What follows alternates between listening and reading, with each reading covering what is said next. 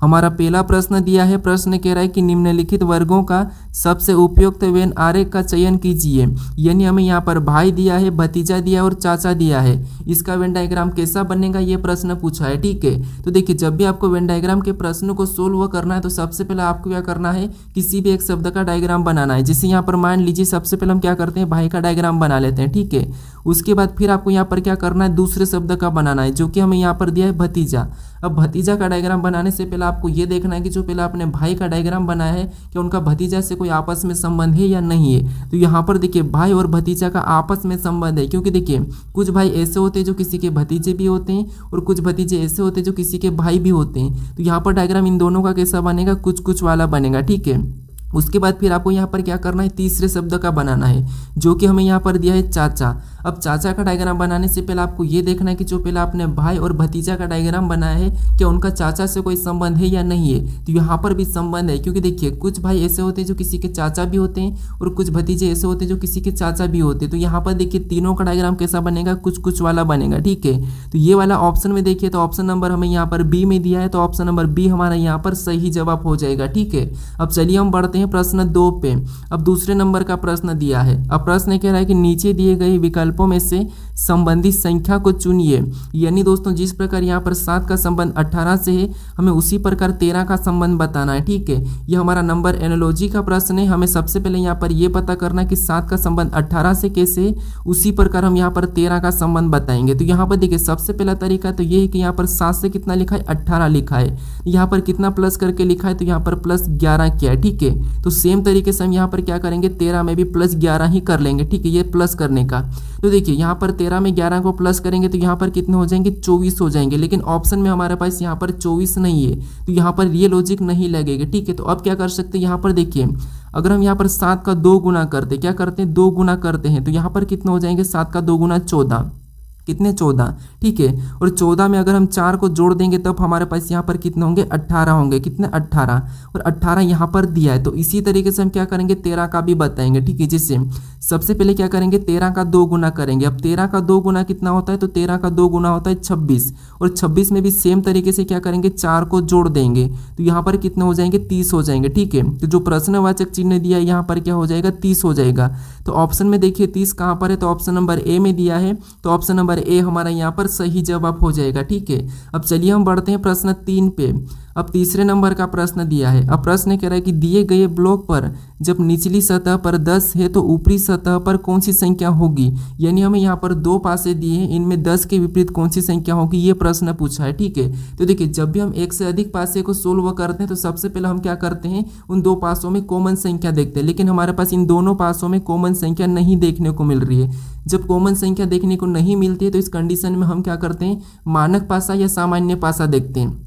लेकिन यहाँ पर मानक पासा और सामान्य पासा भी नहीं देख सकते। क्यों, क्योंकि मानक पासा और सामान्य पासा हम कब देखते हैं, जब संख्या 1 से लेकर 6 तक यहाँ पर अंक दर्शाए जाते तब हम देखते हैं। लेकिन यहाँ पर देखिए 2 भी है, 4 है, 10 है, 6, 8 है, 12, यानी 2 से लेकर 12 तक संख्या दर्शाई गई है। तो यहाँ पर हम मानक और सामान्य भी नहीं देख सकते हैं। तो ऐसी कंडीशन में यहाँ पर 10 के विपरीत कैसे बताएंगे। ठीक है, तो यहाँ पर देखिए थोड़ा सा इंपॉर्टेंट है समझना, जब आपको कॉमन भी नहीं मिले और मानक और सामान्य भी देखने को नहीं मिले तो इस कंडीशन में आपको विपरीत कैसे बताना, जो फलक यानी जिस फलक पर जो संख्या है उसी फलक पर उसका विपरीत होगा। ठीक है, जैसे अब ऊपर वाली फलक पर क्या है, 10 है, तो यहाँ पर ऊपर वाली पर 12 है, तो ये एक दूसरे के विपरीत हो गए। यहाँ पर राइट में 4 है तो इधर भी राइट में 8, ये भी एक दूसरे के विपरीत होंगे।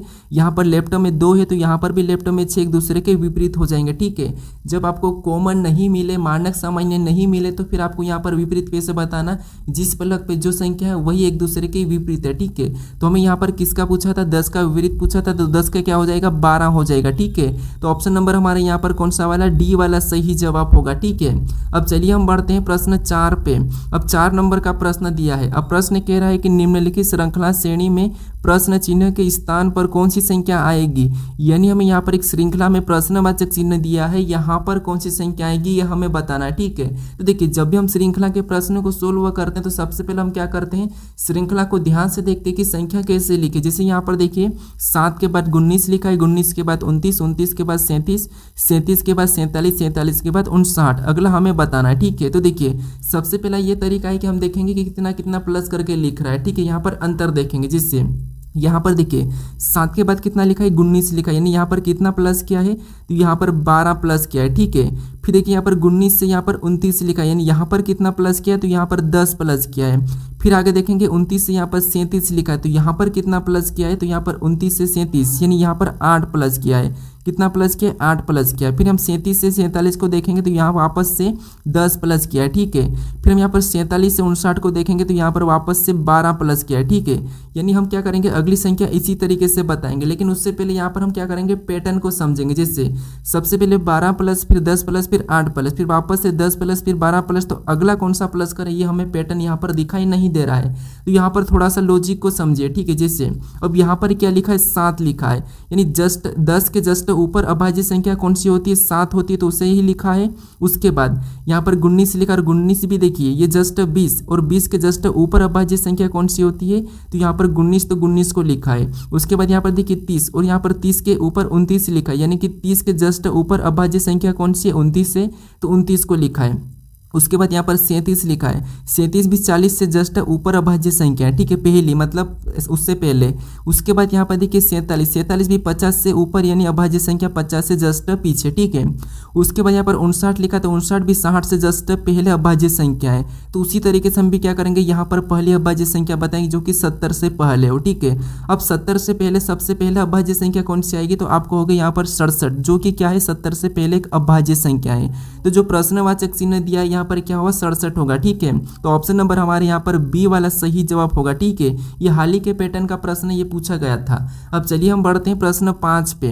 अब 5 नंबर का प्रश्न दिया है। अब प्रश्न कह रहा है कि यदि रेलवे को 24, 7, 15, 18, 3, 7, 6 लिखा जाता है तो स्टेशन को क्या लिखा जाएगा, ये प्रश्न पूछा है, ठीक है। ये हमारा कोडिंग डिकोडिंग का प्रश्न है। अब देखिए जब भी हम कोडिंग डिकोडिंग के प्रश्न को सोल्व करते हैं सबसे पहले देखते हैं कि कूट क्या दिया। जैसे यहाँ पर रेलवे दिया है अक्षर है, ठीक है, और इसका कुछ अंकों में दिया है, तो फिर आपको यहाँ पर क्या करना है इसी कंडीशन में उन अक्षर को अंकों में लिखना है, ठीक है। तो यहाँ पर देखिए जैसे यहाँ पर आर दिया और आर हमारा ABCD में 18 नंबर पे आता है, लेकिन यहाँ पर कितना लिखा है 24 लिखा है, यहाँ पर 6 प्लस करके लिखा है। फिर देखेंगे ए हमारा ABCD में कितने 1 नंबर पे आता है, लेकिन यहाँ पर 7 लिखा है, तो यहाँ पर भी 6 प्लस करके लिखा है। फिर यहाँ पर 9 यानी कि आई हमारा 9 नंबर पे आता है, लेकिन यहाँ पर क्या लिखा है 15, तो इसमें भी 6 प्लस किया है। फिर एल हमारा 12 नंबर पे आता है, लेकिन यहाँ पर 18 लिखा है, तो यहाँ पर भी 6 प्लस किया है। फिर डब्ल्यू हमारा 23 पे आता है, लेकिन यहाँ पर क्या लिखा है 3 लिखा है, तो यहाँ पर भी यहाँ पर 6 प्लस किया है। फिर ए हमारा 1 नंबर पे यहाँ पर 7 लिखा है, तो यहाँ पर भी 6 प्लस किया है। फिर यहाँ पर देखिए वाई हमारा 25 पे, लेकिन यहाँ पर क्या लिखा है 6 लिखा है, तो यहाँ पर भी 6 को प्लस किया है, ठीक है। तो हम क्या करेंगे सेम तरीके से स्टेशन में भी 6 को प्लस कर लेंगे। जिससे अब एस हमारा कितने नंबर पे 19 नंबर पे आता है, लेकिन यहाँ पर 6 को प्लस करेंगे तो कितना हो जाएंगे 25 हो जाएंगे, ठीक है। ऑप्शन में देखिए 25, तो यहाँ पर 26 दिया है, तो ऑप्शन ए नहीं होगा। यहाँ पर 7 दिया है, तो ये भी नहीं होगा। उसके बाद यहाँ पर देखिए टी दिया और टी हमारे ABCD में कितने नंबर पे आता है 20 नंबर पे, इसमें 6 जोड़ेंगे तो यहाँ पर कितना हो जाएंगे 26 हो जाएंगे।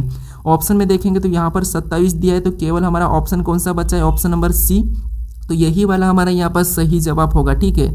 आपको यहाँ पर पूरा भी चेक करने की जरूरत नहीं, अगर आप चाहो तो कर सकते हो। अब चलिए हम बढ़ते हैं प्रश्न 6 पे। अब 6 नंबर का प्रश्न दिया है। अब प्रश्न कह रहा है कि विलुप्त अक्षर ज्ञात कीजिए, यानी हमें यहाँ पर एक प्रश्नवाचक चिन्ह दिया है, यहाँ पर कौन सा अक्षर होगा ये हमें बताना है, ठीक है। तो देखिए जब भी हम लुप्त संख्या लुप्त अक्षर ज्ञात करते हैं सबसे पहले हम पता करते हैं कि जो प्रश्नवाचक चिन्ह दिया है उसी की जगह बाकी के अक्षर कैसे लिखे ये हम पता करते हैं। लेकिन यहाँ पर हमें क्या दिया है बीच में संख्या लिखी हुई दी है, ठीक है। तो इस कंडीशन में हम यहाँ पर क्या करेंगे इन 2 लेटर्स को मिलाकर, इन 2 लेटर को मिलाकर ये संख्या कैसे लिखी ये हम पता कर लेंगे, तो यहाँ पर हम आसानी से बता देंगे, ठीक है। जैसे यहाँ पर देखिए एन हमारा ABCD में कितने नंबर पे 14 नंबर पे आता है। सबसे पहले हम इनको क्या करेंगे अंकों में लिखेंगे, क्योंकि यहाँ पर हमें संख्या दी है, ठीक है।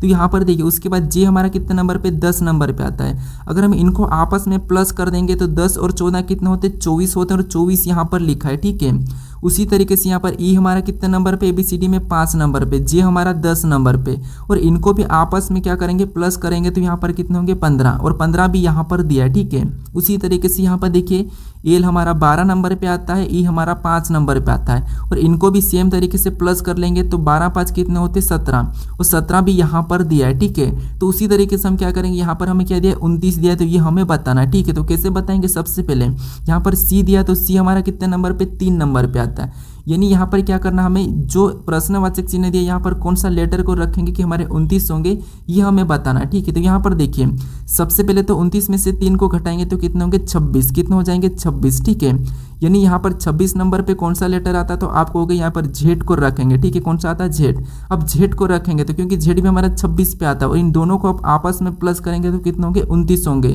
तो यहाँ पर जो प्रश्नवाचक चिन्ह दिया यहाँ पर क्या होगा जेड होगा। तो ऑप्शन नंबर हमें यहाँ पर बी में दिया है, तो ऑप्शन नंबर बी हमारा यहाँ पर सही जवाब हो जाएगा। ठीक है, अब चलिए हम बढ़ते हैं प्रश्न 7 पे।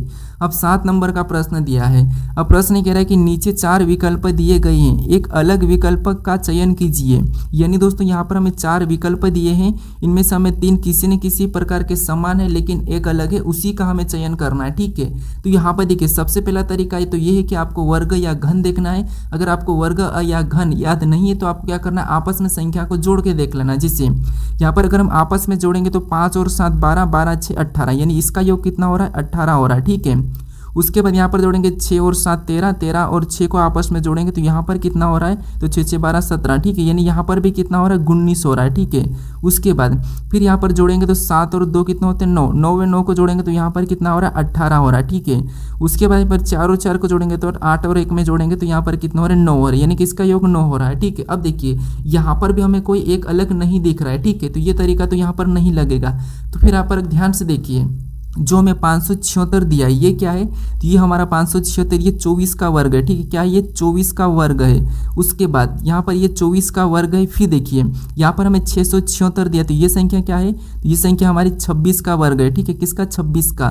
फिर यहाँ पर हमें क्या दिया है 27 यानी कि 729 दिया है, तो ये क्या है, तो ये हमारा 27 का वर्ग है। ठीक है, उसके बाद यहाँ पर हमें 441 दिया है तो ये संख्या क्या है, तो ये हमारे 21 का वर्ग है। अब हमें यहाँ पर अलग बताना। ठीक है, यहाँ पर अगर हम देखेंगे तो सभी किसी न किसी का वर्ग ही है। ठीक है, लेकिन यहाँ पर अगर हम देखेंगे तो ना तो यहाँ पर अभाज्य है लेकिन सम और विषम है, लेकिन हमें यहाँ पर एक अलग बताना। तो यहाँ पर देखिए 24 हमारी सम संख्या है, 26 हमारी भी सम संख्या, लेकिन 27 विषम है, 21 हमारी विषम है।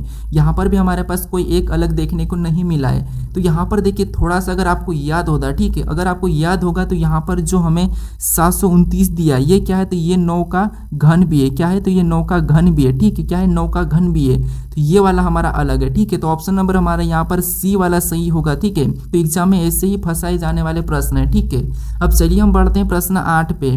अब 8वें नंबर का प्रश्न दिया है। अब प्रश्न कह रहा है कि निम्नलिखित आकृति में त्रिभुज की संख्या कितनी है, यानी इस आकृति में त्रिभुज की संख्या कितनी ये हमें बताना है। ठीक है, तो यहाँ पर देखिए आपको ये पता है कि जब भी त्रिभुज की संख्या यानी कि त्रिभुज कुछ इस टाइप से होता है तो इसमें कितनी संख्या होती है, तो ये तो आपको पता है कि इसमें 3 संख्या होती है। ठीक है, तो यहाँ पर अगर हम देखेंगे तो यहाँ से अलग कर लेते हैं इसको। ठीक है, यहाँ से क्या करेंगे, ये सेम दोनों तरफ है तो इसको हम अलग करके देखते हैं। तो एक हमारा ये यहाँ से बना है और एक हमारा यहाँ से बना है, ये 2 बन रहे हैं। मतलब इसमें टोटल कितने दिखाई दे रहे हैं, तो हमें यहाँ पर 6 दिखाई दे रहे हैं। ठीक है, तो सेम तरीके से यहाँ पर भी कितने हो गए 6 ही हो गए। फिर हम और देखेंगे, जैसे यहाँ पर देखिए हम इस वाले को देखेंगे, अब इधर वाले भाग को, इधर वाला भाग यहाँ पर भी दोनों में सेम है। ठीक है, तो इस वाले भाग में देखेंगे तो यहाँ पर भी हमें पता चल जाएगा। तो देखिए यहाँ पर अगर हम सबसे पहले देखते हैं तो यहाँ पर एक यहाँ से हमारा ये छोटा एक, फिर यहाँ से एक और ये हमारा ये दूसरा, फिर और यहाँ से देखेंगे तो ये हमारा तीसरा, और यहाँ से देखेंगे तो ये हमारा चौथा। यहाँ पर 4 हमें ये दिखाई दिए, फिर और देखेंगे तो 4 तो ये हो गए। ठीक है, 4 के साथ यहाँ पर और भी दिखाई दे रहे हैं, जैसे 4 ने फिर एक ये हमारा ये छोटा 5, और यहाँ से और देखेंगे तो ये हमारा 6। मतलब टोटल यहाँ पर कितने दिखाई दे रहे हैं, तो इसमें भी हमें 6 दिखाई दे रहे हैं। ठीक है, अगर यहाँ पर 6 है तो यहाँ पर भी कितने हो गए 6 ही हो गए। और देखिए यहाँ पर और कहाँ पर दिखाई दे रहा है। ठीक है, तो और देखेंगे तो एक हमारा यहाँ से बनता हुआ दिखाई दे रहा है, जैसे यहाँ से क्लिक करेंगे तो ये वाला एक हमें इधर दिखाई दे रहा है, और सेम तरीके से इधर भी हमारा ये वाला दिखाई दे रहा है। ठीक है, 2 हमारे ये भी है। अब हम क्या करेंगे, इन सभी को प्लस करेंगे तो 6 6 12 12 6 18 18 6 24 24 2 26, यानी इस आकृति में टोटल हमें कितने दिखाई दिए 26 दिए। ठीक है, तो ऑप्शन में देखिए 26 कहाँ पर है, तो ऑप्शन नंबर बी में दिया है, तो ऑप्शन नंबर बी हमारा यहाँ पर सही जवाब होगा। ठीक है, अब चलिए हम बढ़ते हैं प्रश्न 9 पे। अब 9 नंबर का प्रश्न दिया है। अब प्रश्न कह रहा है कि दिए गए शब्दों को दाहिनी ओर रखा जाए तो दर्पण प्रतिबिंब होगा। यानी यहाँ पर देखिए जो हमें यहाँ पर अक्षर और संख्या दी, इसको हम दाहिनी ओर रखें कि इसका दर्पण प्रतिबिंब कैसा दिखाई देगा, ये प्रश्न पूछा है। ठीक है, तो यहाँ पर देखिए दाहिनी ओर का मतलब ये है कि आपको क्या करना है, इस वाले दर्पण पे रखना। ठीक है, ये वाले दर्पण पे।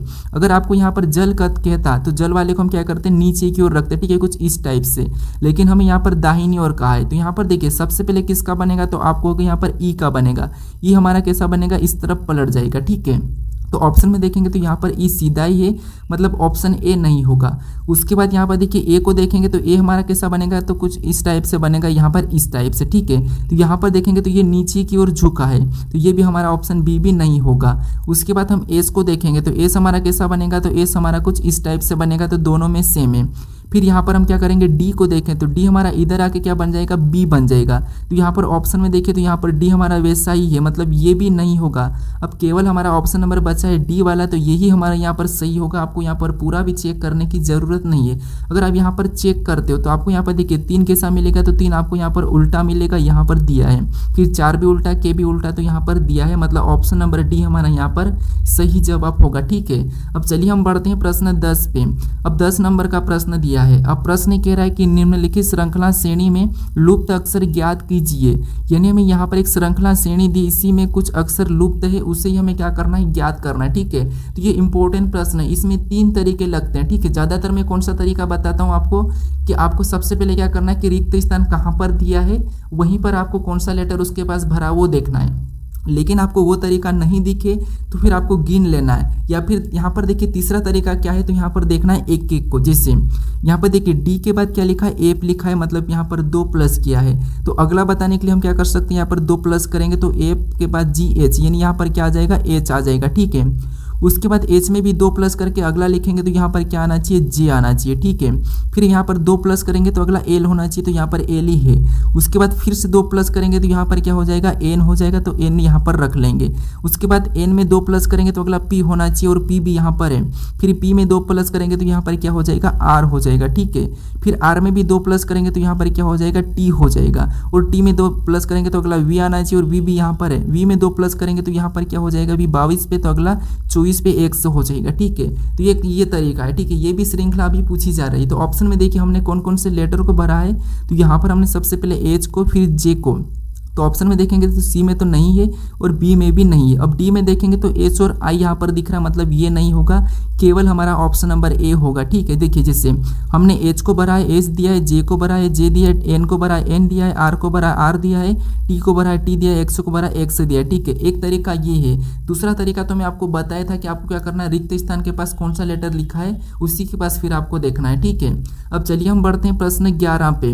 अब 11 नंबर का प्रश्न दिया है। अब प्रश्न कह रहा है कि एक लड़की 17 किमी उत्तर की ओर चलती है, यानी ये हमारा दिशा और दूरी का प्रश्न है। अब देखिए जब भी आपको दिशा और दूरी का कोई सा भी प्रश्न सोल्व करना है तो सबसे पहले आपको दिशा याद होना चाहिए। जैसे ये हमारी एक दिशा है। ठीक है, तो जो आप जैसे बैठे उसके आपके सामने जस्ट ऊपर क्या होगा, उत्तर होगा, उसके जस्ट नीचे क्या होगा, दक्षिण होगा। ठीक है, आपके राइट में पूर्व हो जाएगा, और लेफ्ट में क्या हो जाएगा, पश्चिम हो जाएगा। ठीक है, ये आपकी दिशा है। अब देखिए जैसे आप बैठे हो वहीं से आपको इमेज करना है। जैसे हमें कह रहा है कि एक लड़की 17 किमी उत्तर की ओर चलती, यानी यहाँ से मान लो एक लड़की चलना शुरू करी, और कहाँ, उत्तर की ओर, मतलब ऊपर, क्योंकि हमारा उत्तर ऊपर है, तो यहाँ पर कितना चलिए, 17 चलिए। ठीक है, उसके बाद आगे प्रश्न कह रहा है कि फिर बाएं मुड़ती है एक बार, फिर बाएं और देख। ठीक है, तो देखिए फिर बाएं मुड़ती, मतलब बाएं मुड़ती है, तो आप जहाँ पर बैठे तो आपका बायां किधर, उधर लेफ्ट में होगा, तो यहाँ पर बायां इधर मुड़िए। ठीक है, उसके बाद यहाँ से बायां इधर मुड़िए।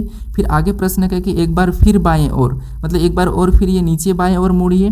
फिर कह रहा है कि अंत में दाएं और मुड़ने से पहले फिर बाएं मोड़ी, बाई और मुड़िए। ठीक है, यानी अंत में दाई और मुड़ने से पहले फिर वो बाई मुड़ी। ठीक है, तो यहाँ पर ये क्या करी, ये इधर तो जा रहे। ठीक है, इसमें यहाँ पर पहले दाई, मतलब अंत में दाई और मुड़ने से पहले ये बाएं मुड़ी है, मतलब इसका बायां किधर है, तो इसका बायां इधर है, तो पहले तो ये इधर मुड़ेगी। ठीक है, किधर, इधर। और पहला फिर कह रहा है कि अंत में दाई और, मतलब दाई और नीचे हो जाएगा। ठीक है, अब कहाँ पर पहुँच गई, तो ये इस तरफ जा रही है, किधर, इधर। कहाँ पर, यहाँ पर। ठीक है, अब हमें प्रश्न आगे कह रहा है कि वहाँ अब किस दिशा में, यानी किस दिशा की ओर अभिमुख है। ठीक है, यानी अब किस दिशा की तरफ उसका मुख है, ये प्रश्न पूछा है। तो यहाँ पर ये किधर है, नीचे की ओर, तो यहाँ पर नीचे की ओर दिशा देखेंगे तो नीचे की ओर हमें यहाँ पर दक्षिण दिखाई दे रहा है, तो इसका मुख किधर है, दक्षिण में है। तो ऑप्शन में देखिए तो ऑप्शन नंबर हमें यहाँ पर बी में दिया है, तो ऑप्शन नंबर बी हमारा यहाँ पर सही जवाब होगा। ठीक है, बाकी मैं आपको चैप्टर वाइज सभी पढ़ाने वाला हूँ, आपको वहाँ पर सब समझ में आ जाएगा। ठीक है, अब चलिए हम बढ़ते हैं प्रश्न 12 पे। अब 12 नंबर का प्रश्न दिया है। अब प्रश्न कह रहा है कि नीचे दिए गए विकल्पों में से संबंधित शब्दों को चुनिए। यानी दोस्तों यहाँ पर जिस प्रकार अंडा का संबंध रजत क्रांति से, हमें उसी प्रकार यहाँ पर नदी का संबंध बताना है। ठीक है, तो ये भी हमारा एनालॉजी का ही प्रश्न है, लेकिन ये हमारा शब्द एनालॉजी का है। ठीक है, तो यहाँ पर देखिए सबसे पहले हमें ये पता करना है कि यहाँ पर अंडा दिया और अंडा का रजत क्रांति से कैसे संबंध है। तो आपको यहाँ पर इनकी क्रांतियाँ पता होगी। ठीक है, जैसे अंडा में कौन सी क्रांति आती है, तो अंडा ये रजत क्रांति में आता है। ठीक है, तो उसी तरह से हमें नंदी का कौन सी क्रांति है, तो यहाँ पर देखिए आपको यहाँ पर कंफ्यूज करने वाला प्रश्न है। ठीक है, तो यहाँ पर देखिए यहाँ पर ज़्यादातर अगर आपने नीली क्रांति लगाई होगी तो आपका गलत होगा। ठीक है, क्योंकि इसका सही जवाब क्या होगा, तो यहाँ पर नंदी का होगा अमृत क्रांति, यानी कि ऑप्शन नंबर ए वाला हमारे यहाँ पर सही होगा। ठीक है, कौन सा होगा, ऑप्शन नंबर ए। अब चलिए हम बढ़ते हैं प्रश्न 13 पे। अब 13 नंबर का प्रश्न दिया है। अब प्रश्न कह रहा है कि यदि Q का अर्थ जोड़ना है, J का अर्थ गुणा है, T का अर्थ घटाना है और K का अर्थ भाग देना है, तो हमें यहाँ पर क्या करना है, इस समीकरण को सोल्व करना है। ठीक है, तो इस समीकरण में हमें यहाँ पर क्या दिया है, तो हमें यहाँ पर लेटर दिया है, उनकी जगह हमें चिन्हों को रखना है, फिर हमें क्या करना है, इस समीकरण को सोल्व करना है। ठीक है, ये प्रश्न वैसे आसान है। ठीक है, जैसे सबसे पहले हमें क्या है, यहाँ पर 30 दिया है तो क्या करना है, 30 लिखना है और 30 के बाद जो लेटर दिया है। ठीक है, जैसे यहाँ पर K दिया है और K का अर्थ यहाँ पर क्या कहा, तो भाग का है, तो यहाँ पर क्या करेंगे, भागित का चिन्ह लगा लेंगे। ठीक है, यहाँ पर लेटर को हटा देंगे, फिर अगली संख्या 2 को लिखेंगे, फिर से यहाँ पर हमें क्या देखने को मिला, Q, और यहाँ पर Q का अर्थ क्या कहा, जोड़ का। ठीक है, तो यहाँ पर हम जोड़ना यानी कि प्लस चिन्ह लगा लेंगे। फिर उसके बाद अगली संख्या 3 को लिख लेंगे, फिर हम अगला हमें और क्या देखने को मिला, J, और यहाँ पर J का अर्थ क्या कहा, गुणा का, तो यहाँ पर हम क्या करेंगे, गुणा का चिन्ह लगा के अगली संख्या 6 को वापस लिख लेंगे। फिर हमें और देखने को मिला जो कि T, और T का अर्थ यहाँ पर घटाना का, तो यहाँ पर हम माइनस का चिन्ह लगा के अगली संख्या 5 को लिखेंगे। ठीक है, बस आपको यहाँ पर चिन्ह रखना है, फिर आपको इस समीकरण को बोर्डमास रूल पे सोल्व करना है। ठीक है, जैसे अब यहाँ पर बोर्डमास रूल पे सोल्व करेंगे, सबसे पहले भाग देंगे। ठीक है, तो 30 में 2 का भाग देंगे तो यहाँ पर कितने हो जाएंगे, 15 हो जाएंगे। फिर आगे लिखेंगे 15 प्लस, और यहाँ पर क्या करेंगे, गुणा कर लेंगे, तो 3 छंगे कितने होंगे, 18। ठीक है, यहाँ पर 18 माइनस 5 हो जाएगा। ठीक है, फिर अब क्या करेंगे, इसको आपस में जोड़ लेंगे, तो यहाँ पर देखिए 15 और 18 को जोड़ेंगे तो यहाँ पर कितने हो जाएंगे, तो यहाँ पर 33 हो जाएंगे। कितने हो जाएंगे, 33, और माइनस क्या करेंगे, 5 करेंगे, तो हमारा यहाँ पर कितना बचेगा, तो यहाँ पर 33 में से माइनस 5 करेंगे तो यहाँ पर बचेंगे 28। कितना, 28। तो इस समीकरण को सोल्व करने पर हमारी कौन सी संख्या है, तो 28 आए। ठीक है, तो ऑप्शन में देखिए 28 कहाँ पर है, तो ऑप्शन नंबर डी में दिया है, तो ऑप्शन नंबर डी हमारा यहाँ पर सही जवाब होगा। ठीक है, तो इस टाइम के भी आपको 3-4 प्रश्न देखने को मिलते हैं। देखिए एक तो हमारा आपको यहाँ पर चिन्ह बदलने वाला मिलता है, फिर आपने एक जो प्रश्न अभी हमने किया इस टाइप का मिलता है, और दूसरा आपको यहाँ पर ऑप्शन में चिन्ह दिए जाते हैं और ऑलरेडी आपको समीकरण सोल्व करी हुई मिलती है, वो प्रश्न मिलता है। ठीक है, अब चलिए हम बढ़ते हैं प्रश्न 14 पे। अब 14 नंबर का प्रश्न दिया है। अब प्रश्न कह रहा है कि दिए गए शब्द को उस क्रम में व्यवस्थित कीजिए जिस क्रम में वे अंग्रेजी शब्दकोश में आते हैं। यानी हमें यहाँ पर क्या दिया, शब्द दिया है। ठीक है, इनको हमें क्या करना है, अंग्रेजी शब्दकोश में आते हैं उसमें व्यवस्थित करना है। ठीक है, अब अंग्रेजी शब्दकोश में आपको पता है कि ए और बी और सी ये कैसे आते हैं, किसके बाद कौन आता है, ये तो आपको पता है, बस उसी का ये प्रश्न है। अगर आपके मोबाइल में अगर आप कॉन्टैक्ट लिस्ट में जाकर आपने जो नंबर सेव किया है वहाँ पर अगर आप पी के नाम के जितने भी नंबर सेव किए हो वहाँ पर इस प्रश्न का जवाब आपको मिल जाएगा। ठीक है, अब कैसे सोल्व करना वो समझिए। सबसे पहले यहाँ पर आपने जो भी पी के नाम के सेव करे होंगे वो तो आपको यहाँ पर दिखाई देंगे, कॉमन है। ठीक है, आई वाला भी आपको सेम में दिखाई देगा, फिर यहाँ पर सी वाला भी आपको सेम में दिखाई देगा। अब हमें यहाँ पर और देखने को मिला, जैसे यहाँ पर के आया, यहाँ पर ए आया, एन आया, के आया, सी आया, तो इनमें सबसे पहले कौन सा लेटर आता है ये तो आपको पता होगा कि इनमें सबसे पहले के, ए, एन, के, सी, तो इनमें सबसे पहले आपको पता है दो, यानी कि ए आता है तो यहाँ पर सबसे पहले दूसरे नंबर वाला रहेगा। ठीक है, उसके बाद फिर हम देखेंगे, क्योंकि हमने दूसरे वाले को ले लिया तो इसको हटा देना। ठीक है, क्योंकि अगर इसको हटाओगे नहीं तो आप कंफ्यूज हो जाओगे। उसके बाद हमारे पास यहाँ पर के, एन, के, सी बचा है, तो इनमें सबसे पहले कौन आता है, तो इनमें सबसे पहले कौन सा आता है, सी वाला आता है। कौन सा वाला, ये सी वाला, तो यहाँ पर 5वें नंबर वाला यहाँ पर दूसरे पे आ जाएगा। ठीक है, तो यहाँ पर क्या करेंगे, 5 ले लेंगे। उसके बाद फिर इसको भी हमें हटा देना है। ठीक है, क्योंकि हटाना इसीलिए क्योंकि कन्फ्यूज हो जाते हैं। अब हमारे पास यहाँ पर बचा है के, एन, सी, तो इनमें सबसे पहले कौन आता है, तो आप यहाँ पर कहोगे इनमें सबसे पहले आता है के, तो यहाँ पर देखिए एन दिया, ये तो पीछे चले जाएगा, अब हमें के का देखना, तो यहाँ पर दोनों में के दिया है। ठीक है, अब के दिया है तो अब के तो कॉमन हो गया। उसके बाद यहाँ पर क्या दिया, एल दिया है और यहाँ पर ए दिया है, तो एल या ए, तो आपको होगा यहाँ पर ए आएगा, तो यहाँ पर चौथे नंबर वाला यहाँ पर तीसरे पे हो जाएगा। उसके बाद अगला जो बचा ये किस पे हो जाएगा, तो यहाँ पर एल और यहाँ पर एन है, तो यहाँ पर एल इससे पहला आता है, तो यहाँ पर पहले नंबर वाला यहाँ पर चौथे पे आ जाएगा। फिर बचा हमारा यहाँ पर कौन सा वाला, तो हमारा तीसरा वाला ये चौथे नंबर पे आ जाएगा। ठीक है, कौन सा वाला, तीसरा वाला। अब ये हमें क्या करना है, ऑप्शन में देखना है, तो यहाँ पर 25, 41, 3 हमें ऑप्शन में देखना है कि 25, 41, 3 हमें ऑप्शन नंबर कहाँ पर दिया है, तो ऑप्शन नंबर हमें यहाँ पर बी में दिया है।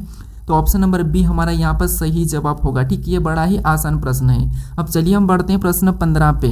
अब 15 नंबर का प्रश्न दिया है। अब प्रश्न यहाँ पर देखिए, सबसे पहले तो हमें यहाँ पर कथन दिया है और उसका एक निष्कर्ष दिया है। ठीक है, तो देखिए जब भी आपको ऐसा प्रश्न मिले, ऐसा कथन मिले, तो फिर आपको कैसे सोल्व करना वो समझिए, बस आसान प्रश्न है। ठीक है, जैसे सबसे पहले आपको ये याद होना कि जिसके तरफ मुंह खुला, ये वाला जो मुंह खुला है वो क्या होगा, उसके तरफ जिसके तरफ मुंह खुला होगा वो बड़ा होगा, जिसकी तरफ मुंह बंद है वो छोटा होगा, बस इतना याद रख लो। ठीक है, तो यहाँ पर देखेंगे तो यहाँ पर देखिए डी से एच। अब मुंह किसके तरफ खुला हुआ है, तो यहाँ पर मुंह हमारे यहाँ पर एच के तरफ खुला हुआ है। ठीक है, किधर, एच के तरफ। तो यहाँ पर डी से एच कितना, मतलब डी से एच बड़ा है, तो यहाँ पर हम क्या करेंगे, डी से एच बड़ा है तो एच को ऊपर लिख लेंगे। ठीक है, एच को ऊपर लिख लेंगे।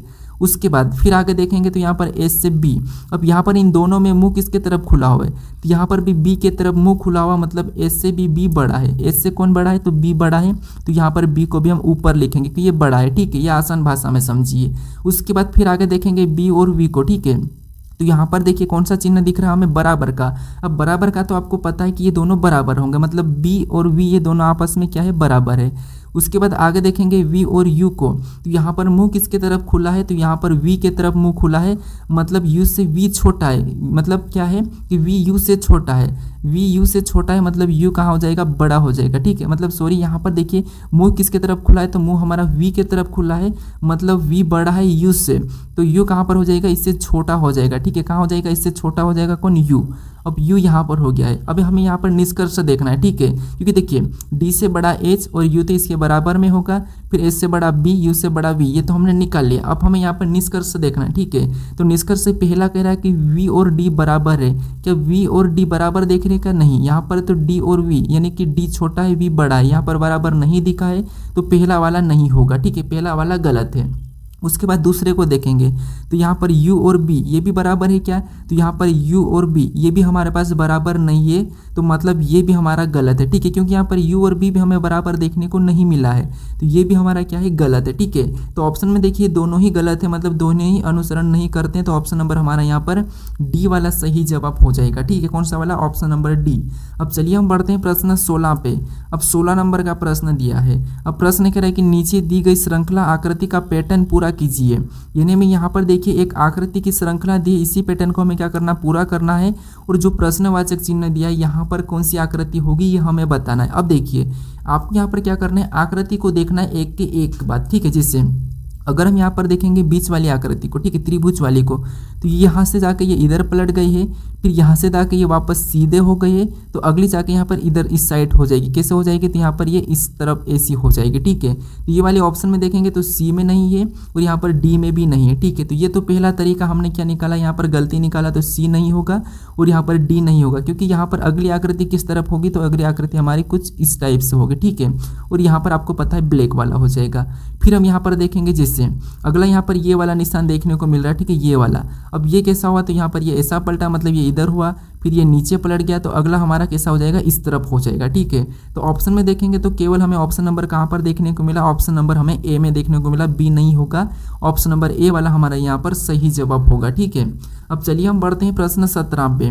अब 17 नंबर का प्रश्न दिया है। अब प्रश्न कह रहा है कि किसी घड़ी में 2:10 हो रहा है, यदि इसे जल दर्पण में रखते हैं तो प्रतिबिंब समय क्या होगा। ठीक है, अब हमें यहाँ पर ये कह रहा है कि किसी घड़ी में 2:10 हो रहा है, उसे हम जल दर्पण में दिखाएंगे तो उसका दर्पण समय कितना होगा, ये प्रश्न पूछा है। ठीक है, तो देखिए मैंने इससे पहले वाले पार्ट में आपको बताया था कि आपको जब भी दर्पण पूछा जाए तो आपको 11:60 में घटा लेना, नहीं यानी 11:60 में से आपको घटा लेना, ये बताया था। ठीक है, अगर आपको यहाँ पर जल पूछा था तो जल में आपको यहाँ पर क्या करना है, देखिए सबसे पहले थोड़ा सा समझिए घड़ी को, समझिए घड़ी कैसी होती है, कुछ इस टाइप से होती है। ठीक है, कैसी, इस टाइप से। थोड़ा सा मैं आपको समझा देता हूँ, आपका एक भी प्रश्न गलत नहीं होगा। ठीक है, जैसे ये हमारी एक घड़ी है। ठीक है, इसमें आपको पता है यहाँ पर ऊपर कितने होते हैं, 12 होते हैं, सबसे नीचे 6 होते हैं, यहाँ पर 3 होता है, इस साइड 9 होता है। ठीक है, अब बीच में भी आपको पता है यहाँ पर 7 और यहाँ पर 8, उसके बाद यहाँ पर देखिए 10, उसके बाद यहाँ पर 11, ये घड़ी हम बना रहे हैं। ठीक है, उसके बाद ये 2, उसके बाद यहाँ पर क्या हो जाएगा, तो यहाँ पर देखिए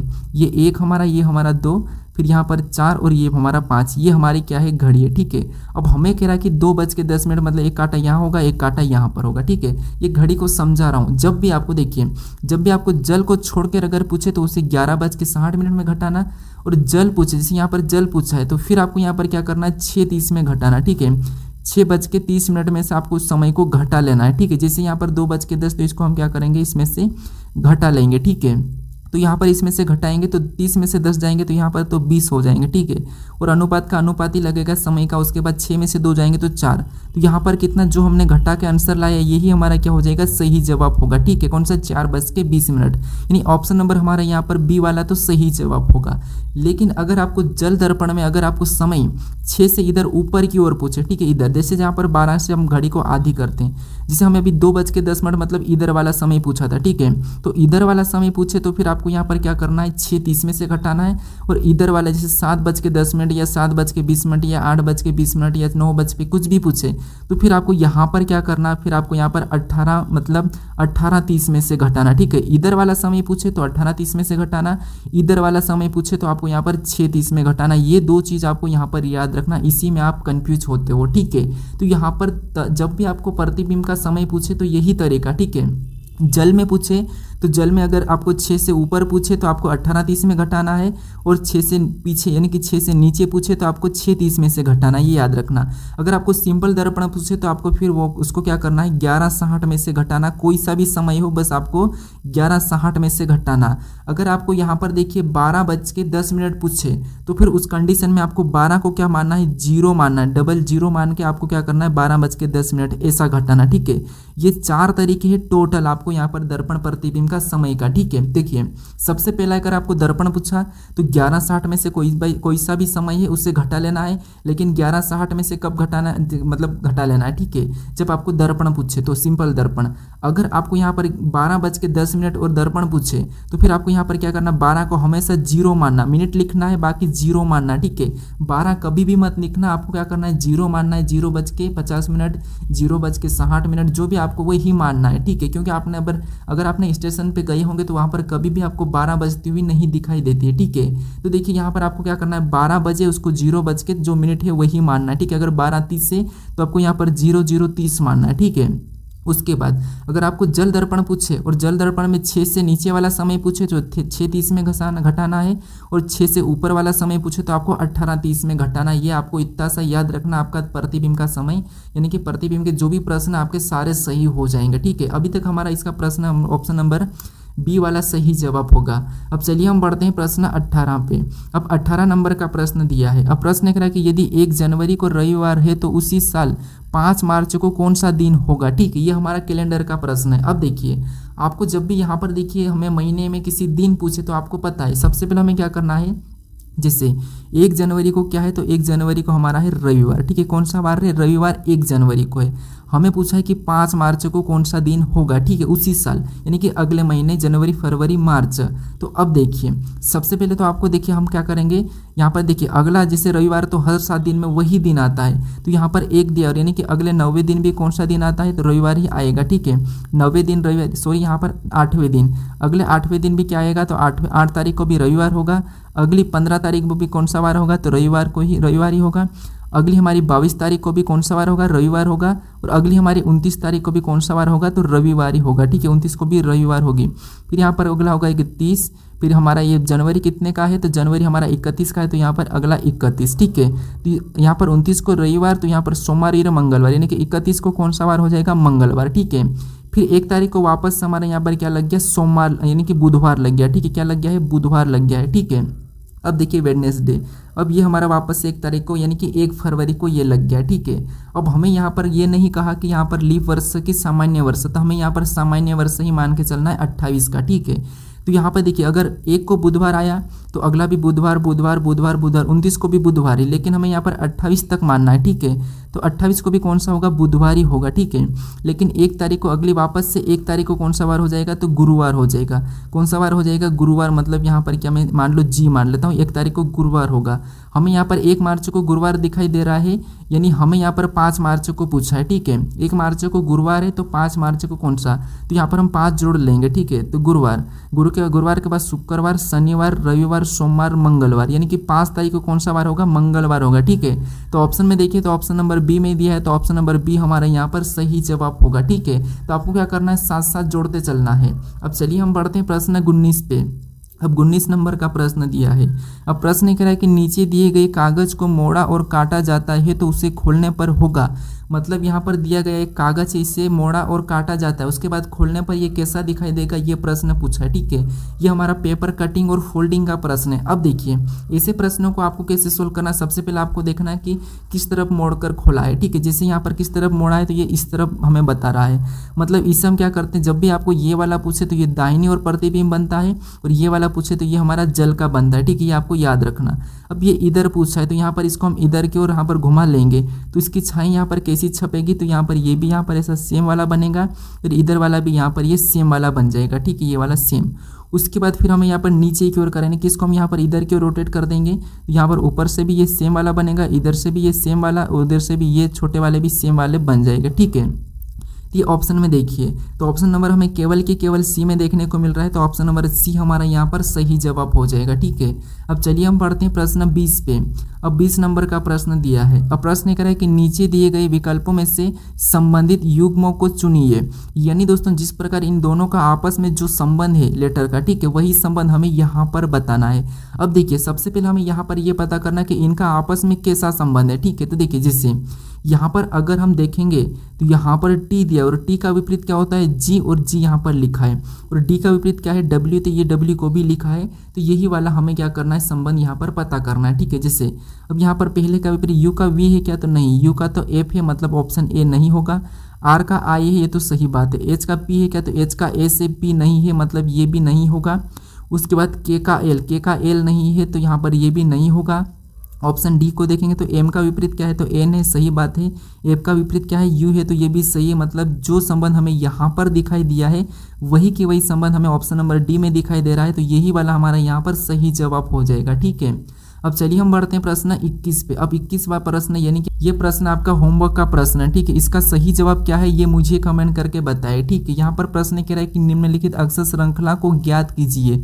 यानी यहाँ पर आपको जो डेश दिया है, यहाँ पर कौन से अक्षर समूह होंगे ये आपको बताना। ठीक है, तो इसका सही जवाब क्या है ये मुझे कमेंट करके बताइए।